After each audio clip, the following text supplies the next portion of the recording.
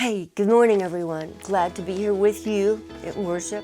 And I would like to share some evidences of the benefits I've received, the blessings, in other words, I've received from being a part of the series. When I went back to becoming a Cossack, because I decided I wasn't going to do that anymore, it was too much trouble, and so I went back and said, yes, I'd like to be a Cossack.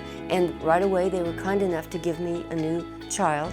And so I went out of town to visit this child and visit her foster home where she's living.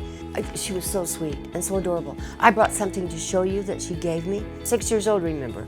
Okay, she wrote me a letter that said, Dear Miss Cindy, thank you so much for coming to my house.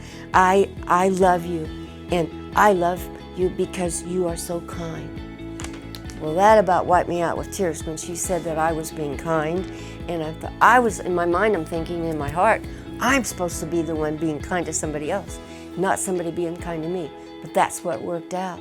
And I just could not be more thankful. And I just encourage all of you, go for it. Because if you've prayed about it and it's your hardest nudge that you need to step out and do something for someone else, or some way make someone else feel that you're being kind to them, well then it's supposed to be. And God and the Holy Spirit will guide you all through it. And they will have you know that, you've been a blessing. And as you can see, I received the blessing more. Just step right out there and just collect all kinds of blessings and give all kinds of blessings. One of the ways that I think God has used the blessed practices in the series that we went through as a church and with life groups is the intentionality that it's brought to things, especially in my own life and in our life group.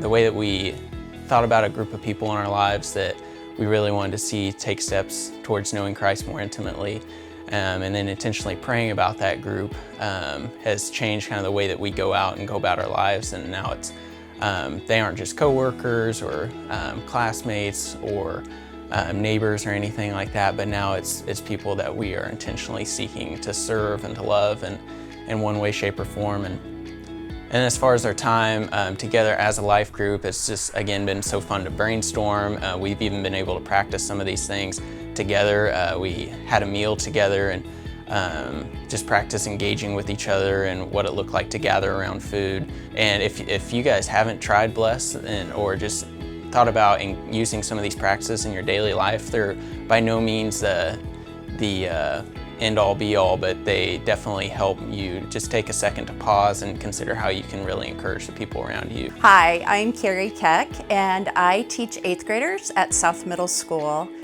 And when the Bless series started, one of the first sermons was on beginning with prayer. And so I began praying and asking God how He wanted to use me at work.